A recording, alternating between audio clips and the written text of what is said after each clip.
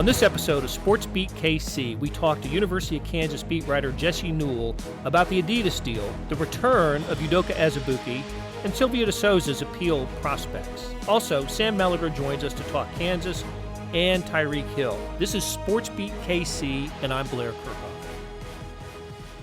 Jesse Newell, who covers Kansas, along with Gary Bedore for the Kansas City Star, joins us. Jesse, how are you? Doing great, Blair. How about yourself? Doing okay. You know, Jesse, I remember when I was covering college sports and KU, and then this was a long time ago, I would always get asked after the Final Four or whenever the college basketball season ended that, boy, it must be boring for you now to not have anything to write about now that college basketball is over. What do you have to wait till football practice begins? How do you get 3 or 4 months of vacation at this point? And knowing from experience that is never, ever the case, and it's never been more true than these last 8 or 9 days with Kansas. So yesterday, on Wednesday, we find out that Kansas is going to – first of all, Kansas has an announcement to make. And I believe they released this to their on their website that Kansas and Adidas had reached a deal. Fill in the details here, Jesse. What was the length? 14 years, $14 million annually is what the deal was. Not a bad chunk of change if you're if you're a college program. In fact, so good that it ranks up there with maybe one of the best, if not the best, deal from an apparel and shoe company of all time. Yeah, and we pulled some numbers from a New York Times story recently where they had some schools like UCLA in the $17 million range, and then other schools like Ohio State, Texas were somewhere around 16.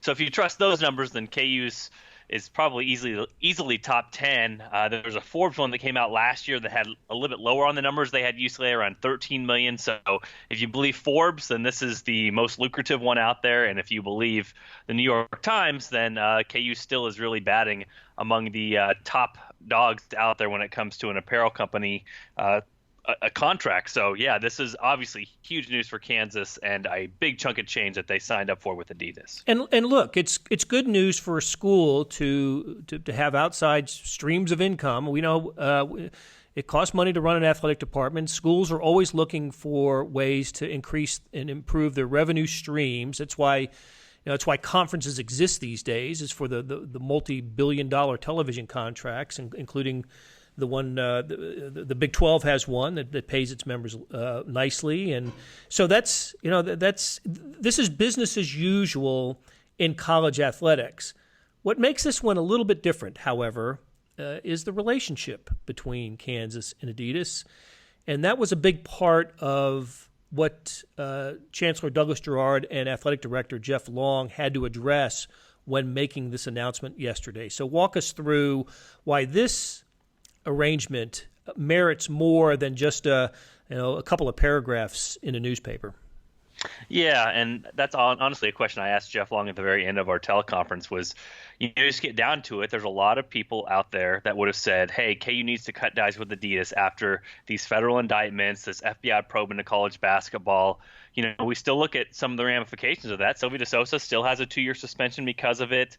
There were allegations, obviously, that TJ Gassnola testified in federal court that he paid the families of both Billy Preston and Silvio De Sousa. And so Silvio De Sousa remains out because of that. KU has kind of had a black cloud hang over it for much of the last year because of this. And so the question is out there, why don't you just cut ties with Adidas? And, Jeff Long's answer was sort of what you would expect, just saying, hey, that he and Douglas Girard had done their due diligence. They'd looked at other options. They'd considered other opportunities out there, and that Adidas made the most sense for them. So I think, Blair, you can look at this from kind of 2 different ways. You can have that sort of mindset to say, what is Kansas doing still participating here with Adidas? And I think a lot of that would go back to, if you remember, the language that Kansas has used throughout this to kind of get itself some cover, which is they use that one word we put in quotes, victim. And they were a victim of Adidas in this whole scandal, and they've used that kind of down the line in some PR releases and from KU's PR department to kind of use that as a cover to say, hey, this was not Kansas at fault, this was Adidas at fault. So when you use the word victim and say you're victimized by a company, and then a couple months later you re-up with them for a 14-year contract, a lot of people are going to be standing there saying, oh, really? Is that how you feel about this? But I think you kind of hit on the bottom line of this whole ordeal, and colleague Sam Mellinger has as well when you look at some of the tweets he's had over the last couple of days, which is this is big-time college athletics, and Jeff Long has to try to turn around this football program. He has to try to get money inflow, and they've hired a lot of staff members. They've hired a lot of analysts and guys in the program to try to get this thing going again. All that takes money. And unless you have a booster that's willing to continue to pay you over and over again, which David Booth has, his name is on the stadium. You can only name so many things after him before, you kind of run out of things. KU needs that cash. And so if you're looking at this honestly and with open eyes, and some stuff has even come out in this new federal trial, it sounds like in New York, even as soon as today, what has happened here is it seems like that Adidas did some things wrong, obviously, but this is more of a culture of doing things wrong, and some other companies are guilty as well. And so if you're Kansas, who are you going to sign with that is going to guarantee you that they don't cheat? I'm going to guarantee you out there that a lot of those companies that you could potentially go with, it's more just window dressing than anything. So for Kansas, at the end of the day, the company that was going to offer them the most, to give them the most, to provide them the most was always going to be Adidas, and these other companies were most likely going to look at this situation and say, we kind of have the leverage over Kansas here, so we don't really have to make a good offer. Kansas and Adidas getting back was kind of not a foregone conclusion, but something that was always most likely because Adidas was going to come with the best offer. So does that make this – it makes it a business arrangement for sure, but before the FBI investigation, I guess when we're 2 years ago, say, before we heard anything about this, there was no reason, to believe that there was anything amiss, with Adidas and its relationship with Kansas. So I guess my question is, we know it's a business arrangement, and it's the best, as you said, the best offer. Adidas, Under Armour, none of the other providers or the apparel companies, shoe companies, we're gonna come up with the type of money that Adidas has come up with. So my question is to you, Jesse, is why is Adidas doing this? Why is Adidas paying Kansas this much money, making Kansas its basically its premier client? Adidas has other schools. What is the value of Kansas to Adidas? It's a really good question, and it's probably one that's more unanswered than many of the other ones, because we don't talk to the Adidas representatives when they release this thing. I know there was a quote in the release that kind of discussed that, but my guess would be, and I know Jeff Long made reference to this, is that these two parties have been longtime sponsors now. I mean, this is an arrangement that first started in 2005. It got re-upped again in 2013. As you mentioned, Shane Zenger, the previous athletic director for Kansas, mentioned this in 2017 that this was going to get done, and then it kind of sat for a while as all this other stuff played out. But it seems to me that these two are very comfortable with each other, and you sort of lose a little bit of that arrangement if you have to start over, or if you have to go out and find a new school to sort of be your flagship. And I'm not saying Kansas is necessarily the flagship for Adidas, but if you're looking at the college basketball landscape, it's pretty close. I mean, the other schools we talk about out there, Indiana, that's good, but they've kind of been down lately, or NC State, or some of these other ones that have kind of been tied into the federal case. But I think Kansas kind of carries more weight when it comes to those sorts of things. And so if you're Kansas and Adidas and you've worked well together in the past, or at least have worked well together, before 2017, if we want to go back to that, and you're comfortable with each other, and you have an employee that works for you in marketing that's already there and stationed there, and you understand how each side works, to me, maybe this part of this was just kind of a comfortability factor. And also, if Adidas is looking to remain have a stronghold in the college basketball market, Kansas has kind of been the school for them. And to continue that, they had to continue this agreement and come to terms with Kansas and make sure that Kansas was at least feeling good about its part of the arrangement after all these things happened in the last year and a half. And I think Louisville also Adidas school as well. So yes. Okay, so this relates to Silvio De Sousa's situation, and let's come up to speed on that. Another development that has occurred in the last few days. The Kansas appealed the. Let's go back. Silvio De Sousa was suspended, ruled ineligible by the NCAA for this basketball season after playing as a freshman in the Final Four 2017-18 season. ruled ineligible this year, and I think the harshest punishment when it comes to eligibility that I've ever seen has been ruled out for next year as well.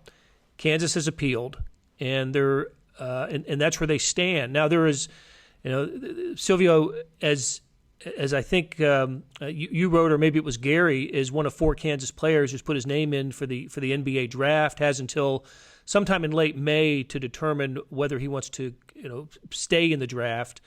And so Kansas is hopeful, and Silvio De Sousa hopeful, that the appeal process reaches some kind of conclusion before the end of May. But what's your sense on what might happen there, Jesse, and just kind of walk us through the De Sousa situation?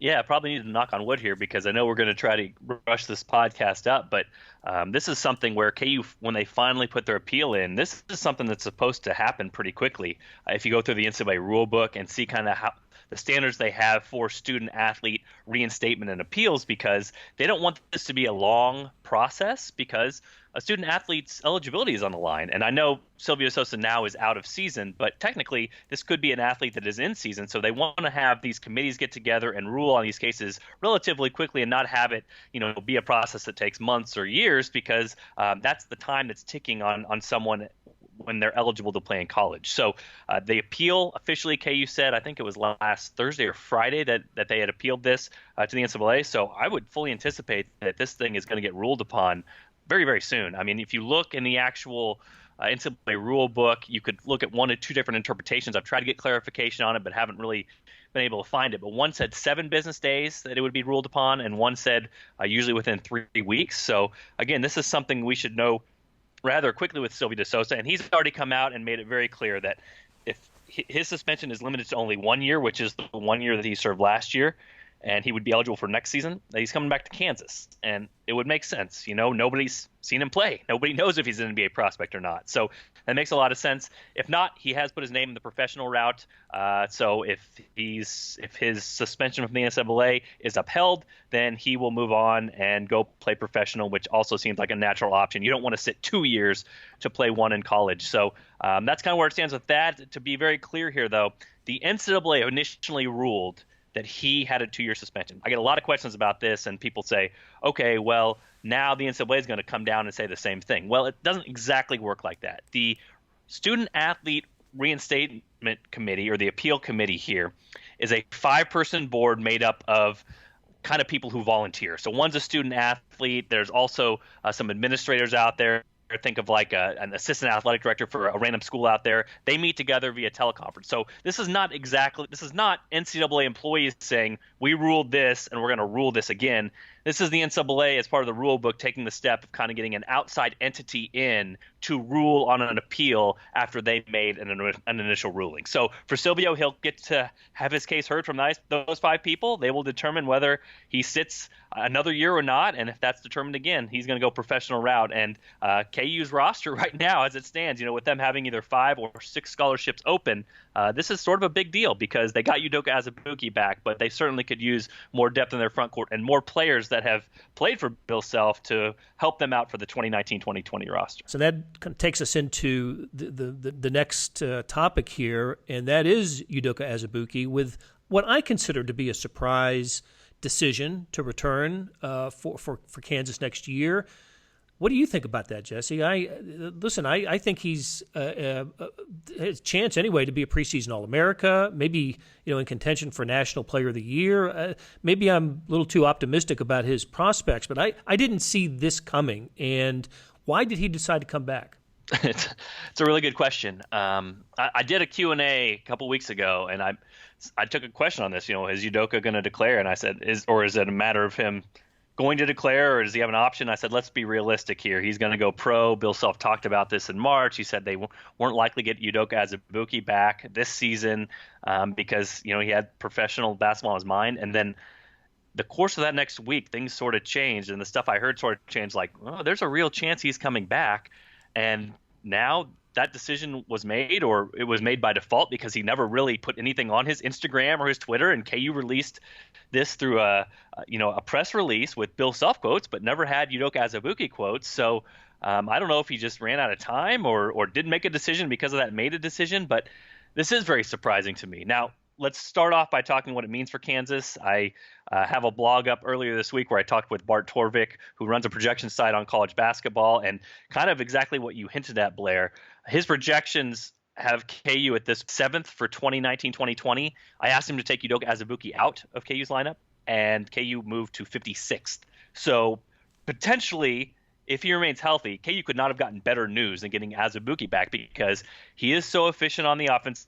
He had 122 dunks in that sophomore season when he remained healthy. And then defensively, he's a force inside. One of the biggest things you can control as a defense in college basketball is shots close to the rim and whether teams want to take them. And teams don't want to take them when Udoka Azubuike is near the rim because of the guy he is and his wingspan and his shot blocking ability and also his presence inside. As far as him coming back to Kansas, I think it is a surprise because, like I said, in March, Bill Self talked about how he didn't expect him to come back. Really, the word was even a couple weeks ago that he was very intent on remaining professional or going that path. I think there was some stuff basically said, or maybe the thought was that he couldn't work out for NBA teams. He isn't healthy enough to do that, and maybe the difference in a year ago and now wouldn't be that much different because he can't prove to NBA teams he's a better player. But having said all of that, if you ever watched him, it's so interesting to me. If you watched the television broadcast last year with KU and you saw the TV pan to Sylvie DeSosa on the bench, like you always saw him smiling and he was up and he was clapping and patting teammates on the back. Whenever you saw Udoka Azubuike, it was almost always like chin in his hand, like looking glum. I don't mean to take too much or Dr. Phil this if you want to, but he didn't seem like a guy that really just loved being there, kind of like Silvio does. And so I think that to me makes this the most surprising aspect of this is because I'm not convinced. And again, we haven't heard from Silvio yet. When we hear from him and get to ask him questions or hear a statement from him or something, then maybe we can know more what his mindset was. But until we hear from him, it's sort of interesting to have him make this decision because we can't understand why he did it. And I don't know what's changed in the last month to make him decide that he wants to come back to Kansas to that same sort of experience. Again, playing makes a difference, but the same sort of experience where it seemed like every time that he was shown on the bench, he seemed to not be having a great time. So all those answers will come about in time, but that to me is maybe the most surprising part of this whole deal. Yeah, the answers will come about in time, and the fact that there weren't many when Kansas made the announcement strikes me as just a little bit odd. You didn't hear from. I know reporters, including you and Gary, try to get in touch with Azubuike. Nobody has talked to him, or he hasn't mentioned anything either through Kansas or through social media. So I did find that to be a little odd. I don't know how to interpret that. So, but he's back, and let's project let's project a little bit of the roster. We know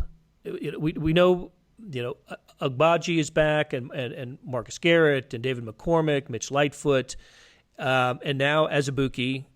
In terms of known veterans returning, I think that's the list that you start from.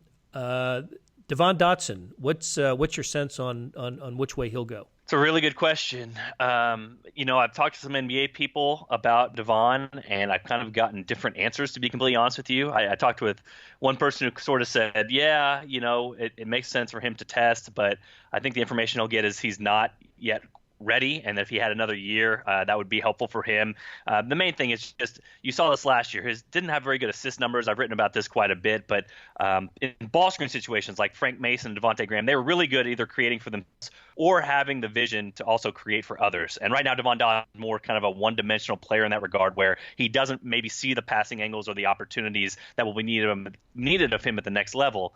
However, I talked to another NBA guy who basically said this is a smart decision for him to get information. It's a weak point guard draft, and with his speed and quickness, there's a possibility the team, would take him and could take him, mid-second round. And if that's what he wants to do and believes that he can get developed at that next level, and if that's his aspirations, then that option remains there. So I think it's going to come down to, for Devon Dotson, what he would see as a success. I've seen some mock drafts for 2020 where he is at the end of the first round. Is that what you want to be? Or would you rather just go pro and stay in pro and get a second round pick, most likely, and, develop up there? That's a question I can't answer. That's a question that Devon Dotson and his family will most likely have to answer. But I will tell you that it still seems like Bill Self and his staff seem very optimistic he's going to return to Kansas. I guess we'll see if it plays out live. I think it changes the outlook for Kansas from where we were at the end of the the basketball season, the Final Four. Assuming that we assumed then that Azubuike would not return, and Dotson soon announced that he was going to explore. If both Azubuike and Dotson are back for Kansas, I think it changes. Kansas becomes a preseason top 10 team, I believe. I certainly think that's where we'll see Kansas start the next year if Dotson's back. Yeah, I would think so. And again, so much in recruiting unsettled right now. The KU, I think the two big names you got to keep in mind: Rajon Tucker. He's a graduate transfer from Arkansas Little Rock, considered the first or second best graduate transfer out there. Kind of a guard who can shoot the ball. A shot over 40% from three would be a big help for Kansas. And then you also look at R.J. Hampton, who's one of the top recruits in the class of 2020. There's a possibility for him to reclassify to 2019, and if KU could get him, land him, get him in those summer school classes, then he would be an immediate contributor. And you sort of add those pieces to Udoka and Dotson. I think you feel really good if you're a Kansas fan. But just as you said, Blair, if you don't get Dotson back, then those guys will be a must, and KU will once again have some uncertainty going into next season, much like I think you saw late in last season after Udoka went down with his injury. Very good. Okay, Jesse, let's end it on a football thought. I did a preseason magazine story on the Big 12 where the copy was due toward the end of March, and I had Carter Stanley as the Jayhawks quarterback, and spring practice has come and gone, and I'm not sure I'm correct anymore with Carter Stanley as the Jayhawks quarterback. Not an insignificant development for KU during spring football with Les Miles' first team. Yeah, Les Miles at the year end or the spring end press conference said that as of now, Thomas McVitie has the edge on Carter Stanley. Those two have run 1-2 in practice, have been alternating, one. So remains an open competition. But I think the bottom line with that is not only Thomas McVitie comes to Kansas after Les Miles recruited him just for a very little while at LSU before he went to Pittsburgh and things didn't work out there. But the other thing is Kansas had limited scholarship space coming into this season, and Les Miles and his staff really had to kind of scramble in recruiting. But if you're going to use one of those valuable pieces to take a JUCO quarterback who only has 2 years of eligibility remaining, so he's going to get the benefit of the doubt here, I think, if it's a close call, just because KU has a lot invested in him because they took a scholarship and he only has 2 years of eligibility left. But as of now, 6'5", has some good mobility, dual threat quarterback, Thomas McVitie. Carter Stanley will probably continue to push him. And as we know, a lot of times you need two quarterbacks, but I would envision Thomas McVitie as the starter in game one unless there's some sort of injury. But we'll see what happens coming up here in the fall. Good stuff, Jesse Newell. Thanks so much for joining us on Sports Beat KC. Thanks, Blair.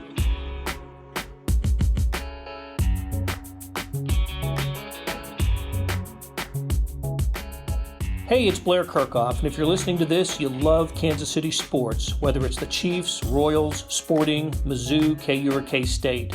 And no one covers these teams like the Kansas City Star. If you currently subscribe to the paper or have a digital subscription, thank you for your support. And if you don't, here's a great offer. It's called Sports Pass, unlimited digital access to every sports story and video on kansascity.com. And it's just $30 for the first year. It's the best sports value in town, just 8 cents a day or $2.50 a month. You can't beat that. Subscribe now at kansascity.com/sportspass.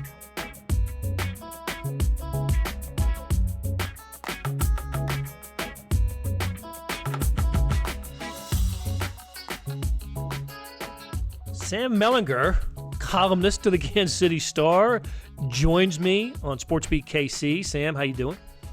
I'm great. I like the little laugh there, by the way, when you're like Sam Mellinger, then you kind of laugh. You're like, this is ridiculous. But he's a sports columnist at the Kansas City Star.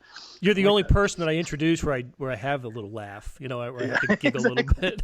And it's not, everybody else is like, well, this guy earned his job. No, but I am glad. I'm glad to be talking to you, Sam. I'm glad to be talking to you, buddy. All right. There's so much went on in Kansas City sports this week, but we're going to focus on, for the purpose of our conversation, the victimhood of the University of Kansas. Yeah. Now we're going to really laugh. I guess I wasn't surprised that a deal between Kansas and Adidas got hammered out. I was a little bit surprised by the timing of it and taken aback by the value of it. It's among, Jesse Newell tells us, it's among the richest contracts, if not the richest, in college sports when it comes to a shoe and apparel company with a university. But how do we what are we to make of the deal, and does it speak to everything else aside, you still have to make business arrangements in college sports. Right.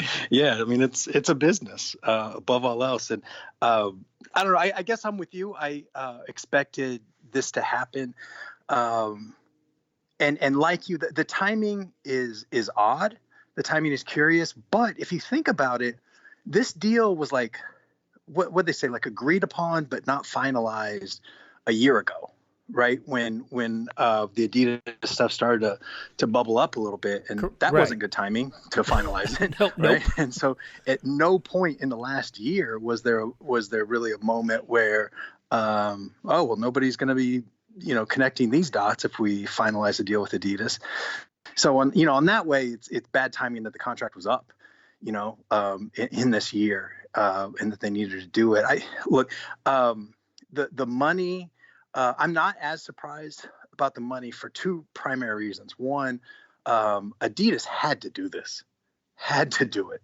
Kansas is their flagship school, and the PR hit was going to be theirs if Kansas went somewhere else. Because Kansas could have always said, well, look what happened, so we had to go somewhere else. Adidas, I think Kansas had leverage there. And the other reason, I just think these deals always get bigger. It's a 14-year deal. Is that right? Yeah, 14 years for $14 million. A year, right? So, I don't know when North Carolina's deal is up, or Duke's deal, or Michigan, or whatever, but I assume like when that happens, that that'll be the biggest deal, in the country. These things just, always seem to get bigger and bigger. So I'm not as surprised at the money. But they had to do it. It's an ugly business. It's awkward. But this is where it was always going to go. I wondered if Kansas needed to announce this. They put a statement out for the fans through their website, through kuathletics.com, and then made sure that the media knew that had occurred. And then Chancellor Douglas Gerard and Jeff Long, the athletic director, had a teleconference with other media. I wondered if Kansas couldn't have just continued to wear Adidas gear, and then maybe leak it out at some point that, by the way, we continued our relationship with Adidas. Maybe we all would have found out during we always annually find out where the athletic department revenue, where it all comes from, and I guess we would have found out at that point. But just Kansas felt the need to put it out there, and is willing to take whatever hits that they have gotten, and one of them was by our friend Pat Forty. I don't know if you got to read his column in Yahoo.com, but if you haven't, Pat is taking a swing at this. I think I can gather the framework of the column. I'm looking forward to reading it. But I mean, so here's the deal, though. Can they drop Adidas and go sign with Under Armour? Is that better? No. Nike. I think that Nike is smarter about the way that they do these things. They sign consultant contracts and all that, like phony consultant contracts. But there was no option where it was like, well, we're going to go with the apparel company that is going to pay us top dollar and never break a rule. That did not exist. Yeah, that doesn't exist. That does not. Dog. It doesn't exist. No, that's fine. That's fine. But it doesn't exist in college sports today. Not at the highest level, right? Not with as the trials continue in the Southern District of New York these days. So, yeah, and which reminds me, there was a time when Sean Miller was sort of the answer to the "what happens if Bill Self takes an NBA job tomorrow" question. Life moves fast. Yes, it does. Yes, it does. Hey, how about while we're still in Kansas, were you as surprised as I was about the return of Udoka Azubuike? Yes. Until it sounds like the injury is still bad enough that he wasn't going to be able to do the circuit, right, and get the feedback. And so I hadn't thought about that before, and kind of assumed, even if that was the case, that he may just decide, I got to go.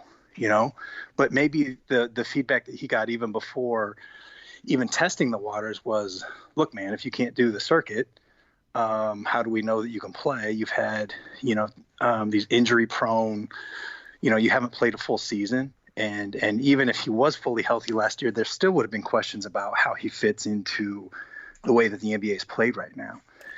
He's kind of a dinosaur. It's like, Andre Hammond, is he still with Detroit? Yeah. Let's just say he's not. That's about it. Azubuike is not a future Golden State Warrior. I think that's right. We can say. That's exactly right. Like, and there's some guys that you can look at and project. Okay, like I've always thought that shooting is the thing that guys improve the most when they get into the NBA. There's so many guys that get into the NBA, he can't shoot, and then a year or 2 years into his career, he's at least an average shooter and sometimes a really good shooter.